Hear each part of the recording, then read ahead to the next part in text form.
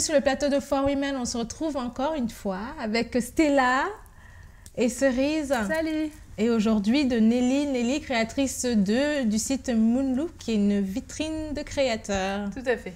Vitrine des créateurs, de mode, de tendances et de choses diverses pour les femmes. Avec un petit accent sur l'Afrique ou pas? Qui met l'Afrique à l'honneur, clairement. Parce que voilà, on pousse tous les créateurs qui sont inspirés dans leur création par l'héritage de la culture africaine et qui souhaitent en tout cas promouvoir tout ce qui vient ou tout ce qui inspire l'Afrique. Voilà. Ben, on constate aujourd'hui que le tissu africain, le wax par exemple, est très à la mode aujourd'hui. Est-ce que c'est juste un phénomène de mode justement ou c'est quelque chose qui est appelé à perdurer dans le temps? Je pense que le wax, on peut le voir de deux façons. Donc d'abord comme une tendance pour certains, ceux qui ne sont pas en tout cas accoutumés au port du wax ou qui n'ont pas toujours vu le wax. Personnellement, moi j'ai grandi dedans parce que j'ai toujours vu ma maman en avoir. Elle a des robes au Cameroun, on appelle ça le kaba. Et je pense que toutes les Camerounaises, même d'autres cultures d'Afrique centrale, d'Afrique de l'Ouest, connaissent en tout cas l'imprimé, le fameux imprimé wax. Et le plus prestigieux serait donc le wax hollandais. Donc je pense qu'il y a deux façons de le voir. Il y a la façon de la voir oui, ça fait 3 ans, on a vu tendance de mode. Beyoncé porter, Michelle Obama aussi porter des imprimés batik qui sont faits en Afrique de l'Ouest. Donc oui, c'est une tendance pour certains, mais c'est un héritage pour d'autres. On a grandi dedans.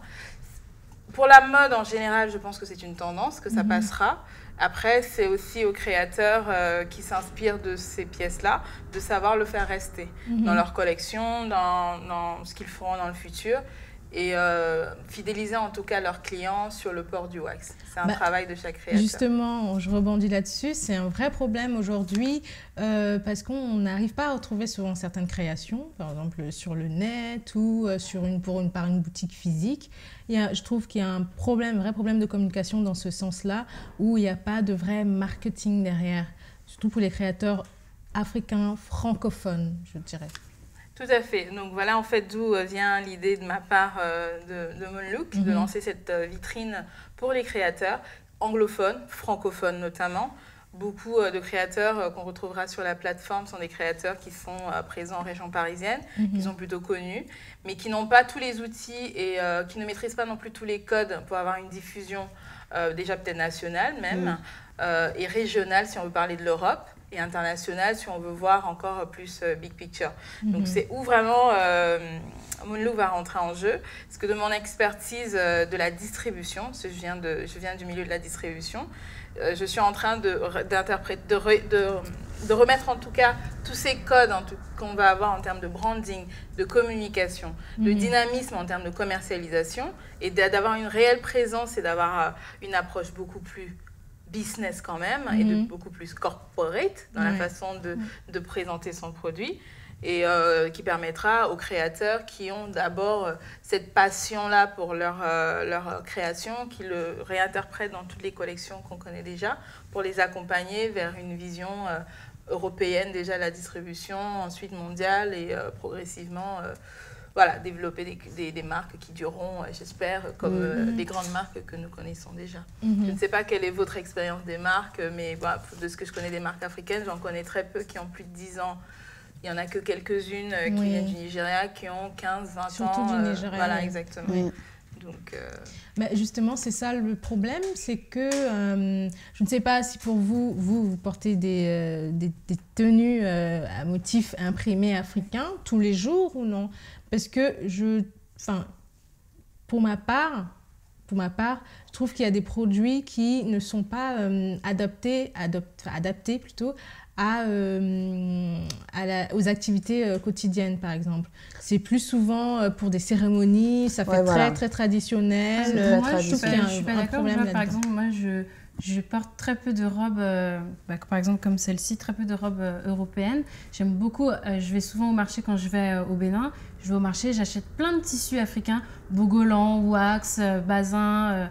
Et je crée des robes avec des coupes européennes, mais dans du wax. Et donc du coup, ça fait des robes de bureau, c'est-à-dire très droites, très strictes, mais avec des imprimés wax africains. Voilà. Mais oui, et donc je le porte parce que tu le fais faire, justement. Oui, parce que je le fais les faire. Créateurs, mais ça coûte moins cher de le faire faire. Oui, bah justement, c'est ça le problème, c'est que les créations sont souvent très traditionnelles, enfin c'est toujours dans le traditionnel. Bon, par exemple, j'ai Marcia Leke qui a créé Isvara, qui dit que le luxe africain doit s'éloigner de l'image tribale, ethnique et souvent caricaturale de l'artisanat africain. Donc c'est souvent, les coupes sont souvent très traditionnelles, très droites et tribales et tout. Alors qu'on voudrait quelque chose qu'on pourrait porter, comme par exemple ta veste que tu portes, Lily, de tous les jours. Merci beaucoup. Bah, la veste, par exemple, moi personnellement, j'ai grandi en Afrique, mais j'ai aussi grandi en Europe. Donc je suis très multiculturelle et plutôt j'ai tendance à m'appeler altermondialiste parce que je voyage beaucoup et j'adore la diversité dans ce que je suis au quotidien.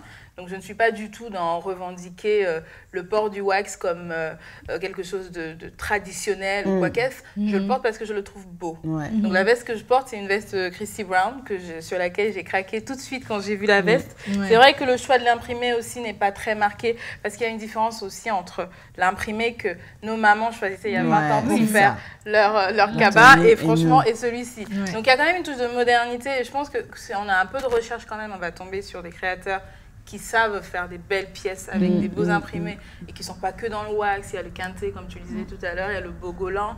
Il y a tellement de matériaux nobles et intéressants à utiliser, le pain tissé notamment. C'est ça. Voilà, je pense qu'il y a une interprétation et c'est le travail des créateurs. Oui, bah justement, je trouve que dans ce sens-là, il y a très peu de marques pour nous connues. Qui jouent un peu avec les codes, qui utilisent d'autres matières, comme par exemple, tu as Lisa Fulawiyo qui utilise des paillettes, qui utilise plein de matériaux pour justement intégrer avec le tissu nigérien, par exemple. Voilà, tout à fait. Voilà. Donc oui, là, comme ça, il y a... Le travail qui était fait sur les bras... C'est ça en fait, c'est ce métissage qu'on aimerait beaucoup plus. Je suis complètement d'accord avec vous parce que ma robe, j'adorerais avoir aussi une robe simple en soie d'un créateur africain, mais je n'ai pas encore trouvé. Je suis en train de chercher pour moi d'abord et pour mes clientes ensuite. Donc je pense qu'il y a encore beaucoup de choses à faire. Je suis d'accord avec toi qu'on aimerait aussi être... Il y a un créateur comme Taïwo Bakar, je ne sais pas si tu as vu la dernière collection.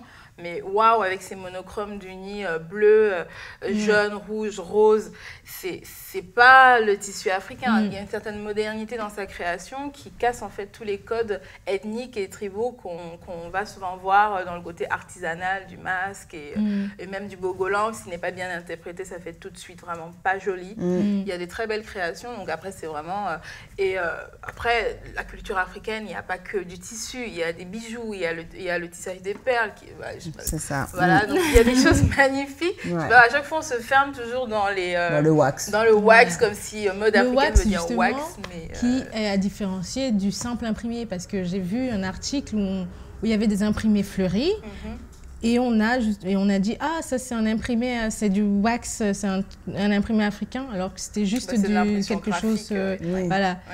Ça prête à confusion. Tout à fait. Il y a aussi un problème qui se pose, c'est celui du prix qu'on pourrait mettre pour un article qui est dit produit africain, qui est un produit créé par exemple un créateur africain. C'est le problème du prix. Parfois, certains préfèrent, Stella, dire ouais, je vais aller faire chez un tailleur, ce que je déteste entendre. Mais pourquoi? Parce que tu vois une création. Non, mais tu vois une création. Si ça te plaît, pourquoi tu l'achètes pas? Ah, mais moi, si j'en voyais, je l'achèterais. Si je le fais faire, c'est parce que je ne le vois pas. Personnellement, je mets aussi j'aime beaucoup les robes crayons, les jupes crayons. Donc, je me fais des jupes crayons en wax. Mais si j'en mais si j'en voyais... après, je pense qu'il faut savoir où aller pour le trouver.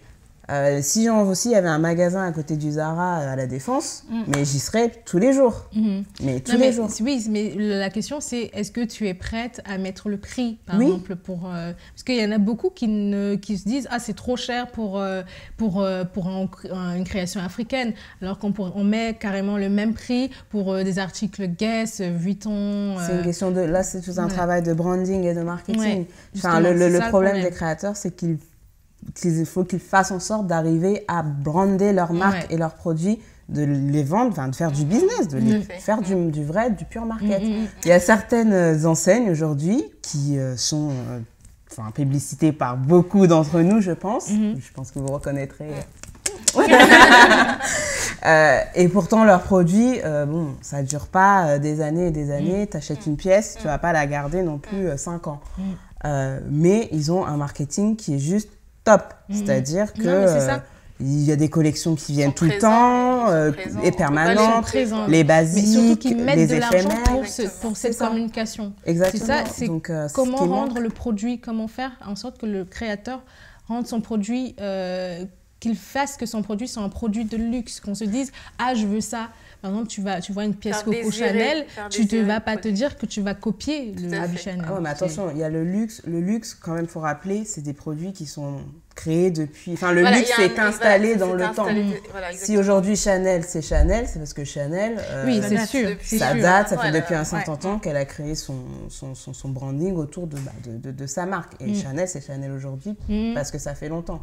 Un créateur aujourd'hui ne peut pas dire... faire ses preuves. Je me dis... luxe. Non, mais c'est sûr. Mais si, par exemple, ta Makio, ils s'installent dans le temps, à un moment donné, ils vont faire des produits de luxe. Mais il y en a qui vont toujours dire mais c'est une évolution des mentalités faut faire évoluer. C'est vrai que le problème de produits de luxe, il y a toujours amalgame entre qu'est-ce qu'un vrai produit de luxe. C'est pas parce qu'on a décidé que c'est un produit de luxe que c'est pas un produit de luxe. C'est pas le prix qui le décide. C'est pas le prix qui le décide. Si on regarde très bien les grandes marques, moi je viens de l'horlogerie par exemple, ce qui fait que le prix d'un produit, c'est les matériaux qui ont été utilisés. Exactement. Clairement, si on a des index en diamant, on a une couronne sertie de diamant baguette, on a le tout massif de l'or.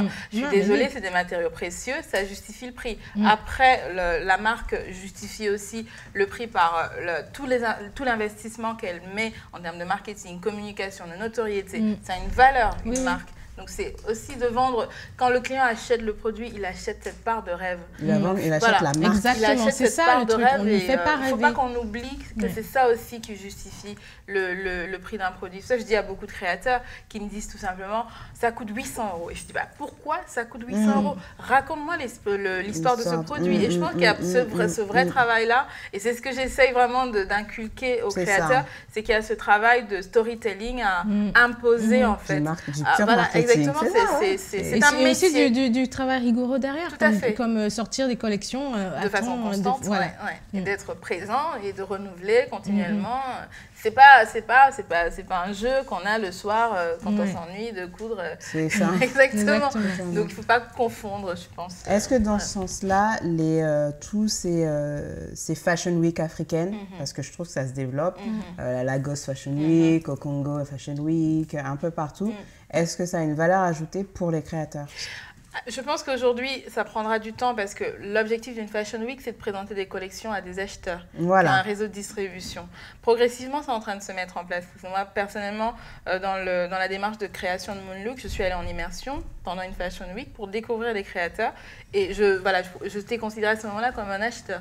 Et oui, je pense que ça a du sens de continuer à aller dans le créneau des Fashion Week, mais il ne faudrait pas en faire juste pour en faire. Je pense qu'une Fashion Week, pour qu'elle soit complète et qu'elle réponde aux besoins des créateurs, il faut absolument qu'il y ait des acheteurs.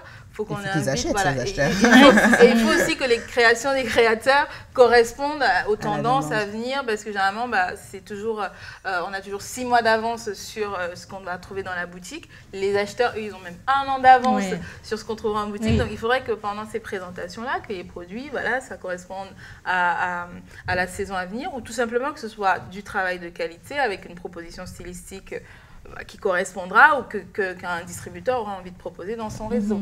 Je pense que ça a du sens de continuer, sachant qu'il y a quelques Fashion Weeks, on sait très bien que c'est plus que de la rigolade, parce que moi, il n'y avait pas d'acheteurs, quoi. Et beaucoup de marques m'ont dit avoir fait le tour des salons, de choses et d'autres, et n'ont jamais vendu à la hauteur de ce qu'ils pouvaient espérer. Et certains ne sont même pas rentrés dans leurs investissements initiaux.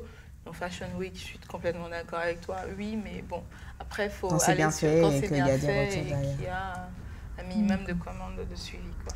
Ouais. Du coup, Moonlook est là pour ça, c'est une vitrine de créateurs justement. C'est pour nous permettre d'avoir un lien, un accès aux collections de créateurs qui n'ont pas derrière un PR pour faire connaître la marque. Tout à fait. En fait, Moonlook, c'est une vitrine de créateurs qui va mettre en avant en fait des créations pour hommes, pour femmes, pour enfants aussi progressivement. Ça comprend tout, bijoux. Exactement. En fait, la vision globale, c'est de présenter le Made in Africa dans sa globalité. On va vraiment pas... Bien sûr, il y aura quand même un choix, une ligne de style et un positionnement, parce que clairement, il faut avoir un positionnement sur un marché. Mais les clients qui viendront sur la plateforme, par exemple, trouveront des produits accessibles en fonction des gammes vers lesquelles ils s'orientent. Et voilà, c'est ça. Proposer vraiment des produits qu'on ne trouve jamais, parce que moi, pour la première, frustrée d'avoir longtemps vu des créateurs, des lookbooks, je dis ouais, c'est magnifique, j'achète où? Je dis mais en plus c'est bizarre, pourquoi faire de la com si on ne vend pas? Moi ça me tue. Faire des lookbooks alors que t'as pas ça me frustre et je ne sais pas s'il y en a beaucoup des frustrés comme moi. Mais j'achète ça les frustrés font faire. Et voilà, exactement. Tu copies le modèle, tu l'amènes au tailleur et tu fais faire. Elle réfléchit pas plus, quoi. C'est ça. Alors que personnellement, moi j'aimerais l'acheter, j'aimerais vraiment pouvoir le trouver et m'offrir la pièce en question. Donc voilà. Donc on va retrouver par exemple ce joli petit chemisier de Nash Print. De Nash Print ou des colliers. Voilà, j'aime beaucoup ça. Tania, ce sont des pierres, des perles de verre qui sont montées. Là, je pense que tu as 1000 pierres. Et c'est aussi ce travail à la main. Voilà. Oui, fait main. Et c'est ce travail-là aussi qui est important de mettre en avant, parce que là, c'est une coopérative de femmes qui travaillent à vraiment faire les modèles à chaque fois. Et le prix, par exemple, de ça? Le prix est raisonnable, on est en dessous de 100 €. T'as vu le regard là, 1000 pierres, c'est normal. 1000 pierres. Ouais, c'est très bien travaillé. Bon, je m'offrirais déjà pas une bague Yves Saint Laurent. Et pour cerise, c'est une sorte de collier ou c'est un collier? Alors c'est un plastron, en fait, c'est monté sur de la soie sauvage et c'est des boutons qui ont été recouverts de chutes de tissu de l'atelier de la créatrice et qui sont montés en plastron sur un cordon en soie. Donc ça se porte surtout sur une robe noire, très coloré, comme ça va porter sur un t-shirt, sur un chemisier. Vraiment. Après, chacun l'adapte en fait à son style et voilà. Je pense que all over wax, ça veut dire tout en wax ou bien tout en trop de couleurs, ça se fait pas. Donc après, c'est vraiment chacun à trouver la pièce qui va venir justement donner une touche d'originalité dans son style, quoi. Et donc, on va retrouver l'habillement pour femmes, hommes, enfants aussi. Exactement. Des sacs aussi. Des accessoires. Des chaussures ou pas? Des chaussures à venir. Tout est... Voilà, on y travaille. Là, on arrive Et c'est quand le lancement du site? Fin du mois d'avril. Oh, mon Dieu. Donc en gros, c'est un site internet où tu pourras retrouver. Donc c'est un Asos où tu trouves... Exactement. Ok, voilà. Très bien. Moonlook, vitrine de créateur. Et pourquoi Moonlook déjà? Moonlook. C'est toute une histoire. Moonlook, ok. Because the other side of the moon is black. J'espère que tout le monde comprend l'anglais, sinon on va me fusiller. Je ne sais pas si tout le monde comprend l'anglais. Non, parce que voilà, je tenais vraiment à mettre en lumière ces créateurs. Et c'est vrai que moi, je suis un peu une rêveuse par nature. Donc, je regarde souvent dans le ciel, je regarde la lune. Et je me dis, mais qu'est-ce qui est derrière la lune? À quoi ressemble l'autre couleur de l'autre côté? Et voilà, c'est de là que vient Moon. Et Moon... See the moon, see it differently. Donc, see the world, see it differently. See the way you want to see it. Et voilà, et j'ai dit, OK, let's make it moon look. C'est génial. C'est ça. Non, donc, on va retrouver du Christy Brown. Voilà, du Christy Brown, du Nash Print, du Lawrence Airlines. On va trouver aussi Tania qui fait le collier que tu plein de créateurs. Exactement. Thé Basile qui fait des bijoux aussi. Pour le moment, on va trouver beaucoup des marques originaires du Ghana. Est-ce qu'il y en a beaucoup d'Afrique francophone? Pas encore, j'y travaille, mais c'est pas facile de trouver des marques qui sont carrées aussi, qui sont bien construites. Mais voilà, on va aussi accompagner. Exactement, on va accompagner aussi les marques qui sont plus ou moins prêtes à finaliser les détails qu'il faudrait pour avoir quand même un discours cohérent auprès du client et avoir un positionnement prix qui est acceptable. Voilà. C'est sûr. Donc, et vous avez déjà, est-ce que dans le processus, dans le process de communication, est-ce qu'il y a des choses qui ont été entreprises pour, je sais pas moi, chercher de la publicité dans les magazines ou enfin ce genre de choses pour vraiment développer le côté market et communication. Alors pour commencer, en fait, on va s'appuyer sur un réseau d'ambassadrices de marque qui sont tout simplement des blogueuses qui vont présenter en fait leur style à elles, parce que nous on veut plus convaincre vraiment le grand public à se décomplexer par rapport au port du wax en fait, ou même des articles qui sont très colorés, qui sont péchus, à dire ok ça se porte. Ça dépend du style. Donc, on va travailler avec elles parce qu'il y en a beaucoup qui sont vraiment, pour moi, des stylistes. C'est énorme. Donc, elles vont déjà présenter les pièces dans la façon d'être portées. Et oui, il y a aussi ce travail d'attaché de presse qui ira... voir qui ira, B-Magazine exactement, pour avoir du placement, de la présentation de marque et présentation de produits aussi. Tout à fait. En tout cas, merci beaucoup Nelly d'être venue aujourd'hui. Nous avons présenté Moonlook qui est la vitrine de créateurs et nous avons apporté ces belles petites choses. Merci Stella, merci Cerise. Quant à nous, on se retrouve très bientôt pour une prochaine émission de For Women. Et n'hésitez pas à laisser tous vos commentaires sur la vidéo. Et retrouvez-nous aussi sur Instagram, sur Twitter, sur Facebook, sur les réseaux sociaux. Et on vous dit à très bientôt. Bye bye.